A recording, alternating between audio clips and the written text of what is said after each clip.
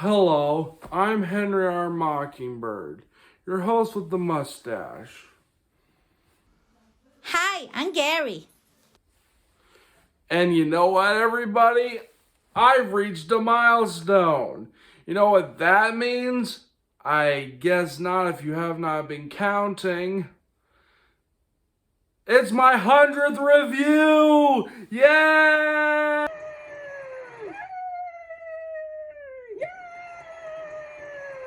And for this milestone, I am going to review a film that is very near and dear to my heart.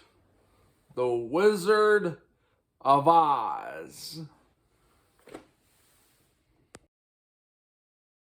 The film is about a little girl named Dorothy Gale whose house ends up in a tornado. After a while, Dorothy lands in the marvelous land of Oz. Glinda, the Good Witch of the North, tells Dorothy that her house landed on the Wicked Witch of the East. The Munchkins, who are slaves to the Wicked Witch of the East, celebrate with much rejoicing. Only for her sister, the Wicked Witch of the West, comes by to pick up her sister's slippers, only for her sister's ruby slippers to magically appear on Dorothy's feet. After a threat from Glinda, we get this iconic line. I'll get you, my pretty, and your little dog too. Glinda tells Dorothy that if she wants to get home, she has to follow the yellow brick road to the wizard in Emerald City. On her way to the wizard, she meets a scarecrow in need of a brain, a tin man in need of a heart, and a very cowardly lion.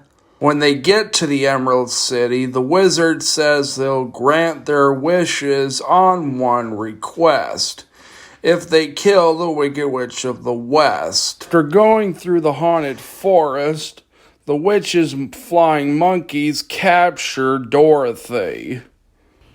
Dorothy's dog, Toto, manages to escape the witch to go get help. Toto manages to get help and leads our three supporting characters to Dorothy. They manage to finally find the witch's castle and disguise themselves as Winkle guards to get in. After they find Dorothy, and they almost escape if it weren't for the fact that the witch traps them. So they're pretty much gone to creek without a paddle. Or to quote the lion, Trapped like mice, rats. a chase scene follows, and where the Wicked Witch of the West and the Winkle Guards chase our main protagonists all throughout the castle. It keeps going until they have them cornered against a wall, and so they are pretty much screwed. And the witch takes this opportunity to set the scarecrow on fire, leading to this. You cursed brat! Look what you've done! I'm melting! Melting! Oh, what a world! What a world! Who would have thought a good little girl like you could destroy my beautiful wickedness? Ah, the mouse! The mouse! I'm going!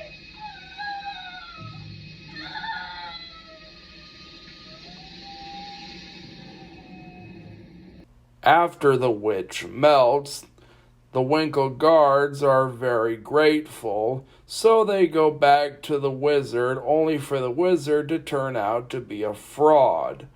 Or in the words of the scarecrow, a humbug. You humbug! The wizard gives the scarecrow a diploma, the Tin Man a ticking heart, and the lion a medal. And he tends to take Dorothy home in his hot air balloon, only for Dorothy to be left behind, Glinda comes by to send Dorothy home. Dorothy makes her tearful goodbyes, and Glinda tells Dorothy to click her heels 3 times and say to herself, there's no place like home. And so she ends up back home, and the movie ends. What do I think? Well, I'll tell you. It's my absolute favorite movie of all time.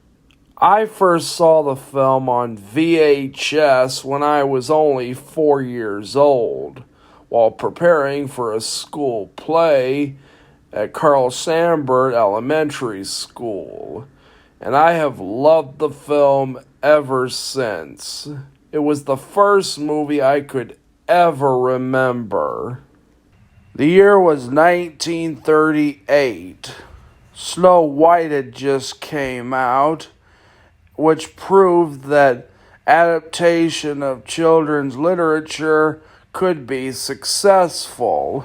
So MGM acquired the rights to The Wonderful Wizard of Oz and spent a year and a half working on it. And the movie released in 1939, and while it was a critical darling and was nominated for 4 Academy Awards, including Best Picture, it was not financially successful, but it did manage to gain its money back due to its re-release in 1949, and did become a classic due to constant airings on television.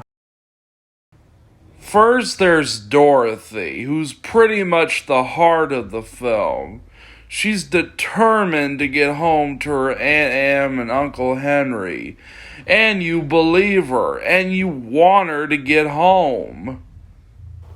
Now let's talk about my favorite character as a kid, the Scarecrow. Whenever he's on screen, there's a certain warmth about him. He genuinely cares for others. He's also very clever. He may have a head made of straw, but he is certainly smart. He is always hatching a plan, and he makes sure that that plan goes through. He's played by Ray Bolger, and to his credit, he moves the way you would think a scarecrow would move. He was very excited to be in The Wizard of Oz until he discovered that he was going to play the Tin Man. Yeah, to quote Ray Bolger himself, I was angry. I was really upset. I loved the thought of being the Scarecrow, and I could not imagine anybody else playing that part. And I could do the kind of steps that I wanted to do, and there was something else. I had a feeling that if I played this part, it would make a star out of me. So I got my wife, and we went down to Mr. Mayor's office, and we fought, and I finally won out. And let us take a look at some of those steps that never made it into the film. Let us look at the deleted scene, the Scarecrow dance. I would dance and be merry, life would be a ding-a-dairy if I only had a brain.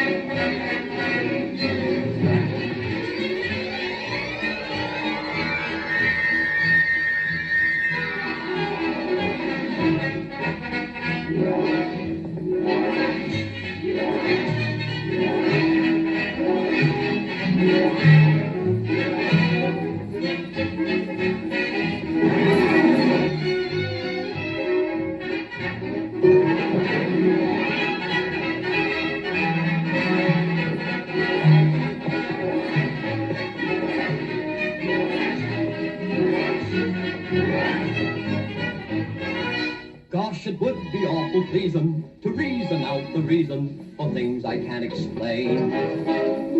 Then perhaps I'll deserve you and be even worthy of you if I only had a brain. And then there's the Tin Man, who really wants a heart, but what he really needs is love. And he ends up getting it through his friends. He was originally supposed to be played by Buddy Ebsen, who would later go on to greater fame as Jed Clampett in the Beverly Hillbillies. And at the time, he didn't mind switching from the Scarecrow to the Tin Man. But boy, would he regret it. They put aluminum dust in his makeup, and every time he would breathe, the aluminum dust would get caught in his lungs.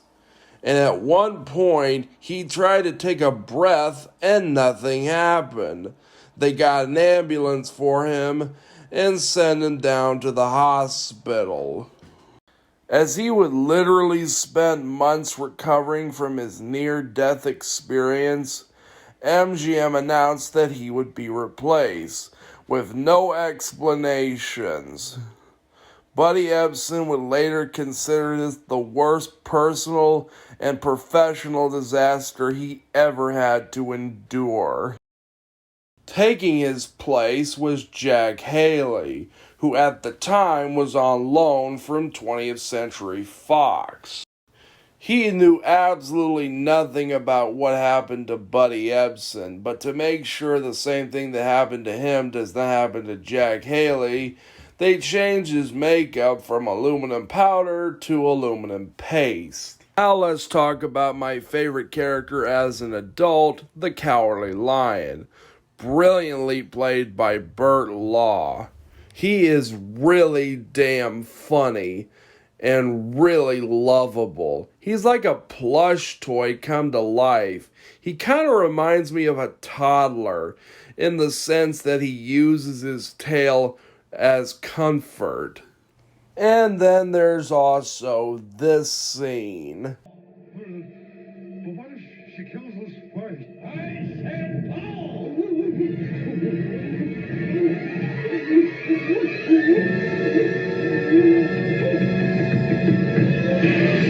Fun fact, the Cowardly Lion suit weighed 90 pounds and was made out of real lion hides. While Burt Law was in the costume, he could not eat anything. He must have been sweating like Hades in that suit. And then there's our villain, the Wicked Witch of the West. And her name pretty much says it all. She's wicked and she's from the West. And you really want to know how badass she really is? Well, let me put it like this. She has an army of flying monkeys at her disposal. She can fly on a broomstick. She can throw freaking fireballs right out of her hand. She can appear and disappear in a puff of smoke. Using a potion, she makes poppies, aka flowers, that put the characters to sleep. And despite having all this power at her fingertips, she is still hungry for more power. All she wants is those ruby slippers. She doesn't care how she has to get them, but she will definitely get them. Even if she has to kill Dorothy and her friends.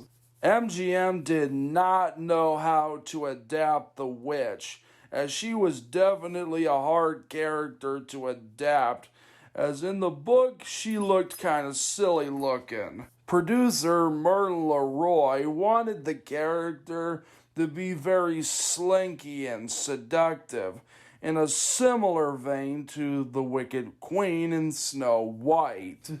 Producer Merlin LeRoy cast Gail Sundergaard, and boy did they glam her up to say the least.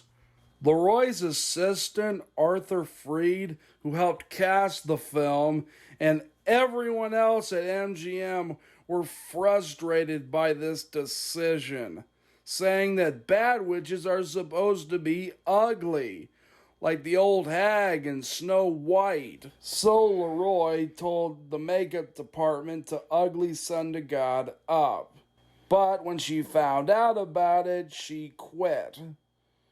To quote Gail Sundergaard herself, "In those days I was not about to make myself ugly. I have no regrets. Absolutely no regrets."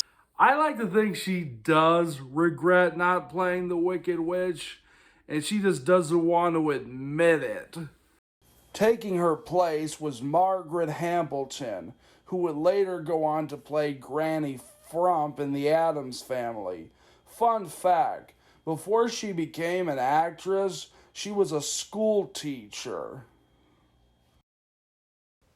Wow, can you imagine her being your teacher on your first day of school? I like to remind you that you never went to school. Oh. And then we have our title character, the Wizard, who is a really good man, but boy is he a bad wizard. He's also very loyal to the Land of Oz. But damn does he start out intimidating, as he literally scares our main characters with a floating head. In fact, he scares pretty much everyone in the Land of Oz. There were a lot of casting choices for the Wizard. The first one was Ed Wen, who basically said that the part was way too small. The second choice was Wallace Berry, who really wanted the role, and badly. But MGM did not want to spare him during the Long Oz schedule. But a top contender was W.C. Fields, which MGM was rather impressed with his role in David Copperfield.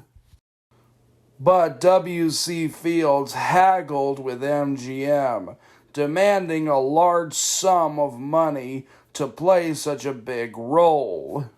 So he lost the role to Frank Morgan, or at least that's one side of the story. The other side is that he was busy working with Universal on his first film for Universal, You Can't Cheat an Honest Man. And speaking of Frank Morgan, he doesn't just play the Wizard, he also plays Professor Marble, the Doorman, the Cabbie, and the Guard. Hey there. My 100th episode's going to be in 2 parts. This is part 1 of the review. So make sure you tune in for part 2 of my 100th episode.